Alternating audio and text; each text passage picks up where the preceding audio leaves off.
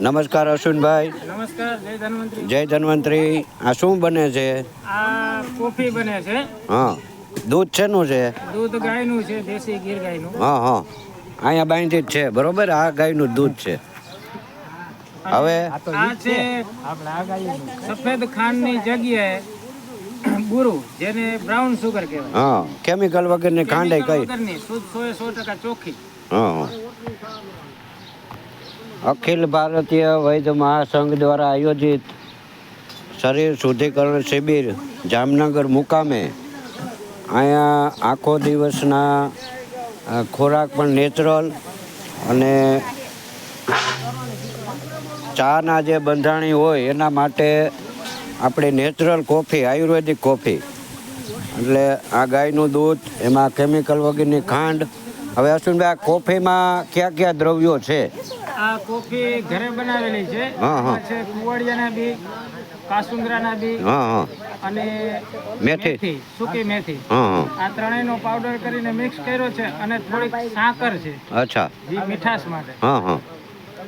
અસલ નેસ કોફી જેવી જ લાગશે ટેસ્ટમાં. હા હા. અને આ કોફીનું એક કામ છે કે આ કોફી 1 મહિનાથી 2 મહિના સુધી પીવાથી હા હા. ચામડીના કોઈ પણ જાતના રોગ હશે, ખંજવાળ આવી, ધાધર ખરાબી, એમાં ફાયદો થશે. ખૂબ સરસ. તો મારે પીવી. એટલે આ શિબિર વાળા લોકો કાયમી ઘેરે જઈને પણ આ કોફી પીએ, બનાવી શકે ને બનાવીને પી શકે. હા. અને સસ્તી પાછી. હા.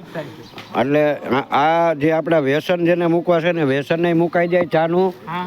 બીજા નંબરમાં આયુર્વેદિક કોફી લેવાથી જે નુકસાન થતું એ બચે ને એની જગ્યાએ ફાયદો થાય. હા, ફાયદો થાય. ચામડીના કોઈ પણ ચર્મ રોગ હશે, કુવાડીઓ માત્ર ચક્રમર્દ, જેને આયુર્વેદની ભાષામાં ચક્રમર્દ કહેવાય, ચામડીના રોગ માટે.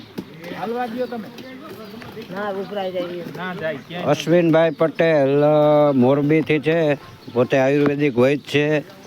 કાયરોથેરાપી, એક્યુપંક્ચર થેરાપી બહુ સારી સારવાર આપે છે ને સેવા માટે 4 દિવસ માટે આવ્યા છે. અને આ કોફી ઘણા લોકોને મોરબી વિસ્તારમાં એને આ પીતા કર્યા છે. એટલે આ જે આપણી જૂની પરંપરા પ્રમાણેની પદ્ધતિ છે એ અપનાવશું તો આમાં બહુ ફાયદો રહેશે. કોઈ નુકસાન કરતા નથી. એક તો ગાયનું દૂધ મળવું મુશ્કેલ હોય છે. અમારે શિબિરનું સ્થળ જ એવું છે કે અહીંયા ગાયો પણ છે અને ગૌશાળા છે, અને ગાયોને પણ અહીંયા બધો નેચરલ સારો જ, કોઈ દવા ખાતરનો ઉપયોગ આમાં થતો નથી. આખું ઓર્ગેનિક ફાર્મ છે. આમાં ટોટલી વનસ્પતિ છે, ફળાવ ઝાડ છે. એટલે આવી જગ્યાએ સુંદર શિબિરનું આયોજન થયું છે.